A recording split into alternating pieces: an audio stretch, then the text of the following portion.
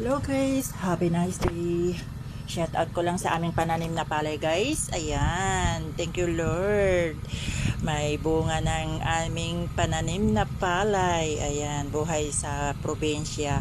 Buhay ng magsasaka ay napakahirap pero kinakaya guys. Pinapanalangin ko Lord na sana ang palay na ito ay masaganang ani, matempohan yung mahal na presyo. Ayan, ang hirap po magtanim ng palay.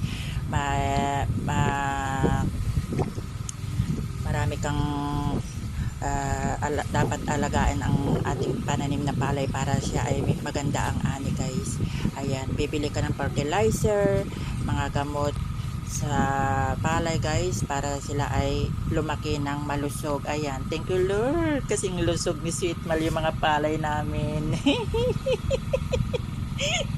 Ang saya-saya ko guys. Thank you Lord, thank you so much sa aking bunsong kapatid na nagtatanim ng aming palay. Maraming salamat Lord. Ayan, may bunga na siya, malapit nang aanihin. Ang gandang pagmasdan. Thank you Lord. Masaganang ani. Sana matapat sa mahal. Sana matapat sa mahal guys para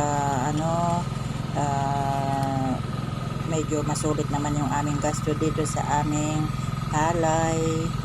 Pinapanalangin ko na sana sa anihan ay maging okay yung presyo ng palay guys. Ayan, yung tanim namin na sampalok. Ayan yung puno ng sampalok guys. Masarap yung puno ng sampalok. Ay, yung bunga. May bunga ng sampalok. Tapos yung mga palay ko, ayan, ang ganda. Lumabas na yung mga uhay guys. Malapit na siyang yumuko. Super excited. Maayos sana ang kanyang pagmumunga. Pinapanalangin ko na maging maayos kasi marami na akong gastos dyan sa palay na yan guys. Pinapanalangin ko natin na mawani tayo ng maraming palay para tayo ay guminhawa ang ating life. Ayan. Mainit ang panahon. Marami na gastos na tubig, mga gamot, pang-spray sa mga palay. Yan guys, thank you Lord sa aming pananim. At thank you so much sa inyong lahat sa panonood aking video dito sa YouTube. God bless po sa lahat. Ingat po kayo.